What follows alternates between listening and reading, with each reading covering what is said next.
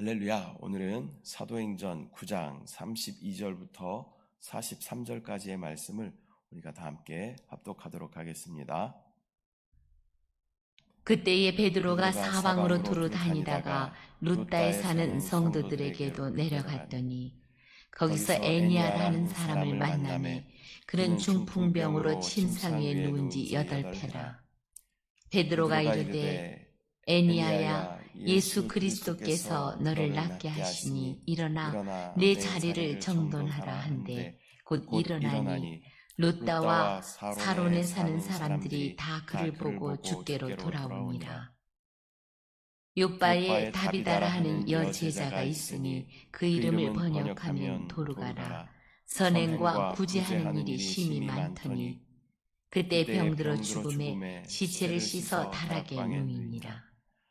룻다가 요빠에서 가까운지라 제자들이 베드로가 거기 있음을 듣고 두 사람을 보내어 지체 말고 와달라고 간청하여 베드로가 일어나 그들과 함께 가서 이르매 그들이 데리고 다락방에 올라가니 모든 과부가 베드로 곁에 서서 울며 도르가가 그들과 함께 있을 때에 지은 속옷과 겉옷을 다 내보이거늘 베드로가 사람을 다 내보내고 무릎을 꿇고 기도하고 돌이켜 시체를 향하여 이르되 다비다야 일어나라 하니 그가 눈을 떠 베드로를 보고 일어나 앉는지라. 베드로가 손을 내밀어 일으키고 성도들과 과부들을 불러들여 그가 살아난 것을 보이니 온 요빠 사람이 알고 많은 사람이 주를 믿더라. 베드로가 요빠에 여러 날 있어 시몬이라 하는 무두장이의 집에서 머무니라. 아멘. 할렐루야. 오늘은 사도행전 9장 32절부터 43절까지의 말씀을 우리가 함께 읽었습니다. 32절 말씀을 보면 베드로가 사방으로 두루 다니다가 라고 기록하고 있습니다. 성령으로 충만한 베드로는 성령의 인도를 따라 두루 다니며 예수의 복음을 전하고 있습니다. 그러다가 이 룻다라고 하는 지역의 성도들에게도 내려가게 됩니다. 근데 거기에 이미 중풍병으로 8년 동안 누워 지냈던 애니아라는 사람을 만나게 됩니다. 이 베드로는 성령의 감동을 따라 또 예수 그리스도께서 당신을 낫게 하신다라고 선포하자 그 중풍병자는 자기의 자리를 정돈하고 곧 일어나게 되는 기적을 우리가 보게 되는 것입니다. 그러한 기적이 또 룻다와 이웃 사로네까지 전해지게 되고 그 치료받은 사람을 보고 주께로 돌아오는 많은 사람들이 있었다라고 기록하고 있습니다. 근데 이 장면은 우리가 복음서에 기록되어져 있는 예수님께서 중풍병자 걸린 자에게 일어나 내 자리를 들고 일어나라 라고 말씀하시고 그를 고쳐주신 모습을 우리는 연상하게 되는 것이죠. 예수 그리스도의 영으로 충만하였던 이 사도 베드로에게 주님의 능력이 흘러감을 보게 됩니다. 이 충만이라는 단어는 그냥 가득 찬 것을 충만이라고 이야기하지 않습니다. 가득 차서 흘러 넘치는 상태를 우리는 충만이라고 이야기하는 것입니다. 베드로는 성령 충만하였던 것 같아요. 그래서 그 안에서 성령이 충만하게 흘러 넘쳐서 주위의 많은 사람들을 또 살리고 회복하는 축복의 통로로 또 기적의 통로로 능력의 통로로 베드로가 사용되는 것을 우리가 보게 되는 것입니다. 우리 역시 성령으로 충만하면 우리 안에 생명이신 능력이신 그분이 흘러 넘쳐 주위의 많은 사람들을 또 살리고 회복시키는 귀한 역사가 우리를 통해 나타나게 될 줄 믿습니다. 또한 많은 경우에 하나님은 이 기적 같은 신유 같은 이런 기적의 역사로 또 부흥을 이끄시는 것을 우리가 보게 됩니다. 우리 순복음교회도 초창기에 그런 많은 기적의 역사들이 일어났죠. 또 원로 목사님 또 해외 사역들의 어떤 영상들을 보게 되면 휠체어를 타고 온 사람들이 그 휠체어를 집어 던지고 목발을 집어 던지고 안 보이는 사람들이 보게 되고 그런 많은 역사들을 우리가 보게 되는 것입니다. 그런 많은 치유의 역사들이 물론 필요합니다. 그 치유 역사들을 통해서 회복되고 부흥되는 것이 필요합니다. 그러나 그 사람들이 또 교회에 정착하고 또 교회에서 제자로 또 예수 그리스도의 모습으로 변화되는 그러한 사역이 또 필요한 줄 믿습니다. 우리가 오병이어의 사역을 잘 알고 있죠. 그 당시에 어른만 남성 어른만 5,000명 정도가 모였다라고 이야기합니다. 그러나 이 작은 도시락 하나로 그 수많은 무리들, 아이들하고 부녀자까지 합치면 한 2만 명 이상 됐을 것으로 추정을 하는데요. 그 모든 사람들이 먹고 또 많은 12바구니가 남는 그런 역사들을 우리가 보게 되는 것이죠. 근데 그 2만 명이 넘는 많은 사람들이 예수 그리스도의 기적을 보았지만 예수님이 죽으시고 또 제자들에게 너희는 이곳을 떠나지 말고 기도하라 라고 말씀했을 때 그 마가의 다락방에서 모여서 기도했던 제자들의 수는 120명에 불과한 것이죠. 그래서 많은 기적으로 많은 사람들이 모이는 것이 중요하지만 그러나 이 사람들이 얼마나 주의 제자가 되는가라는 것이 중요한 줄 믿습니다. 주의 제자가 되는 길은 양육하고 또 관리하고 또 그들과 또 상담하고 교육하고 이렇게 함으로써 우리가 주의 제자가 되는 줄 믿습니다. 또 36절부터는 베드로가 욥바에서 다비다를 살리는 기적을 기록하고 있습니다. 루다에서 가까운 욥바라는 지역에 여제자가 있었는데 그 이름은 다비다요. 또 구제와 선행을 많이 하였던 충성스러운 제자였다라고 기록하고 있습니다. 근데 그 다비다가 병에 걸려서 무슨 병인지는 기록되어 있지 않지만 병에 걸려서 죽게 되자 그 시신을 잘 씻어서 다락방에 두고 제자들은 또 두 사람을 청해서 가까운 곳에 있는 루다에 있는 베드로를 청해 오라라고 급히 사람을 보내는 모습을 보게 되는 것입니다. 그리고 베드로가 이 욥바로 와서 그 다락방에 가서 사람들을 다 내보내고 간절히 무릎 꿇고 기도합니다. 그리고 마음에 확신이 들자 일어나 선포합니다. 다비다야 일어나라 라고 선포하니까 다비다가 눈을 뜨게 되고 베드로를 보고 앉았다라고 기록하고 있습니다.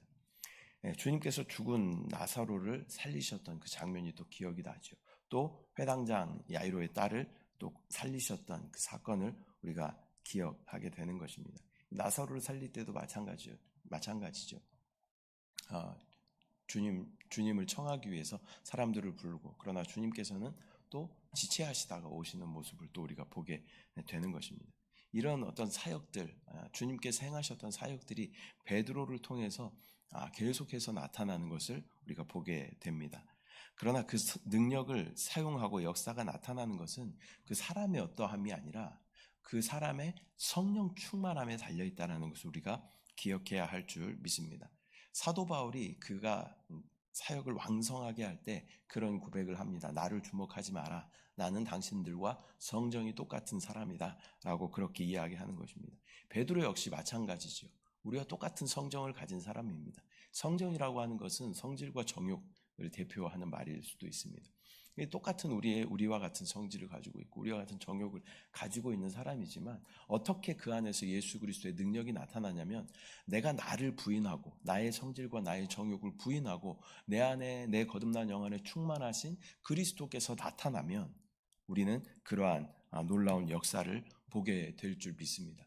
때로는 우리는 우리 안에 성령께서 역사하시고자 하는데 그 성령의 역사를 우리는 제한할 때가 있어요. 이것까지는 아닐 거야. 이 정도는 아니겠지. 라고 그 성령의 역사를 제한할 때가 있다라는 것입니다. 단순히 우리는 주님이 하실 길을 열어드리기만 하면요. 주님은 우리 안에 풍성하게 역사하셔요. 그분은 전지하시고 전능하신 분이시기 때문에 다만 우리는 주님이 우리 가운데 역사하실 그 통로를 열어드리기만 하면 깨끗하게 열어드리기만 하면 주님께서 우리 가운데 역사하심을 보게 될 줄 믿습니다. 또 41절부터 보면 이에 일어난 다비다를 베드로가 손을 잡아 일으키고 성도들과 과부들을 불러들여 그가 살아난 것을 보이니 온 욥바 사람들이 이 일을 다 듣고 많은 사람이 주를 믿게 되는 역사가 나타나게 되는 것입니다. 또 43절부터 보면 베드로가 욥바에 여러 날 있어 시몬이라 하는 무두장이 집에서 머물렀다라고 기록하고 있습니다.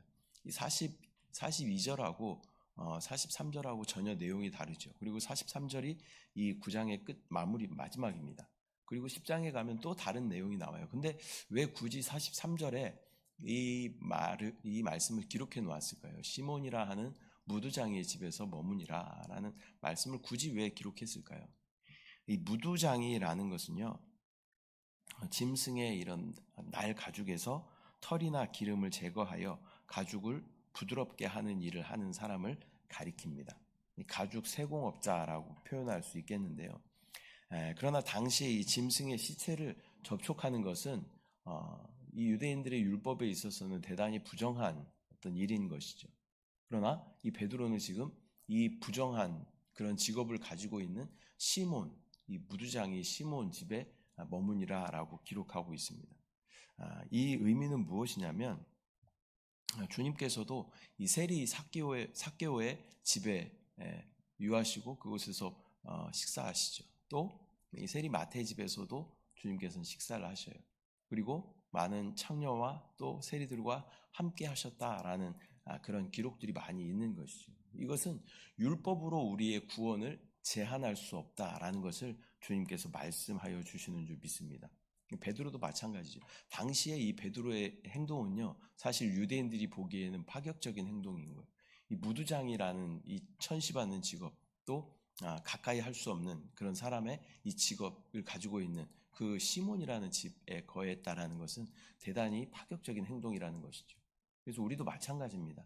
우리도 이 무두장이 시몬과 별반 다를 바가 없는 그러한 삶이었죠. 세상 가운데 또 하나 되어 살아갔었고, 또 세상과 구별되지 않는 그러한 삶이었고, 또 주님 보시기에 합당하지 못한 그런 죄 가운데, 어둠 가운데, 사망 가운데 처해 있었던 우리였습니다. 그러나 주님의 구원은요, 다만 그분을 마음으로 믿고 입으로 시인할 때 우리는 구원을 받게 되는 것인 줄 믿습니다.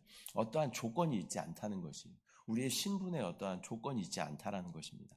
주님께서는 모든 율법의 마침이 되시고 또 우리의 구원자가 되어 주시는 줄 믿습니다. 우리 모두도 이러한 믿음으로 복음을 누리고 구원을 누리게 된 줄 믿습니다. 오늘은 사도행전 9장 마지막까지 말씀을 우리가 함께 나누었는데요. 첫 번째는 우리가 성령 충만해야 된다. 성령 충만한 것이 또 주님의 축복의 통로가 되어지는 귀한 길인 줄 믿습니다. 또 기적을 통한 부흥이 중요하지만 또 그 이후에 또 양육하고 또 그 성도들을 변화시키는 것이 또 중요하다라는 말씀을 드렸습니다. 또 마지막에 이 시몬이라 하는 무두장이 집에서 베드로가 유하는 모습을 우리가 보면서 율법을 초월하시는 이 구원의 은혜에 대해서 함께 말씀을 나누었습니다. 우리의 어떠함과 상관없이, 우리의 어떠한 상태와 상관없이 주님의 구원은 우리의 마음이 주님을 믿고 또 입술이 주님을 고백하면 구원을 받게 하시는, 율법을 초월하시는 주님이 되시는 줄 믿습니다. 또 이 아침에도 우리의 삶을 주님 앞에 드리며 나아갈 때 하나님의 놀라운 치유하심과 기적을 경험하는 우리 모두 되시기를 소망합니다. 기도하시겠습니다. 사랑의 주님, 은혜와 사랑을 감사드립니다. 또 사도행전 9장을 마치면서 베드로의 많은 사역들을 보게 됩니다. 또 주님이 하셨던 사역을 꼭 닮은 베드로의 사역을 보며 다만 우리는 주님이 나타나시기에 합당한 축복의 통로로 정결하게 비워질 때 주님의 역사하심이, 주님의 어떠하심이 우리를 통해 나타나는 것을 우리가 다시 한번 바라보고 준비되고 정결하게 주님 앞에 쓰임받을 수 있도록 주여 은혜를 더하여 주시옵소서. 아버지, 또한 기적을 통한 부흥이 우리 가운데 필요하겠지만 또 그 이후에 또 양육하고 또 변화됨이 또 우리 가운데 중요함을 다시 한번 깨닫게 됩니다. 주여, 우리가 다만 그 무리들 가운데 있는 것이 아니라 변화되어 주님의 제자 안에 함께 할 수 있는 우리 모두 될 수 있도록 주여 인도하여 주시옵소서. 아버지, 또한 율법을 초월하시는 주님의 은혜를, 구원의 은혜를 다시 한번 바라봅니다. 우리의 상태와 신분으로서는 도저히 이방인이었고 죄인이었던 우리의 상태로는 구원받을 수 없는 상태였지만 주님의 놀라운 은혜로 단번에 십자가의 죽으심으로 그 보혈의 구속의 은혜로 우리가 구원받게 되었음을 감사합니다. 또 율법을 초월하시는 주 예수 그리스도 안에 있을 때 우리는 주님 앞에 의롭다함을 입게 됨을 믿음으로 바라보게 하여 주시옵소서. 또 이 새벽에 주님 앞에 믿음으로 간구하며 부르짖어 기도할 때에 우리 가운데 역사하시고 응답하시는 주님을 충만하게 누리게 하여 주시옵소서. 감사드리고 예수님의 이름으로 기도드립니다. 아멘. 하늘에 계신 우리 아버지여, 이름이 거룩히 여김을 받으시오며 나라가 임하시오며 뜻이 하늘에서 이루어진 것 같이 땅에서도 이루어지이다. 오늘 우리에게 일용할 양식을 주시옵고 우리가 우리에게 죄 지은 자를 사하여 준 것 같이 우리 죄를 사하여 주시옵고 우리를 시험에 들게 하지 마시옵고 다만 악에서 구하시옵소서. 나라와 권세와 영광이 아버지께 영원히 있사옵나이다. 아멘.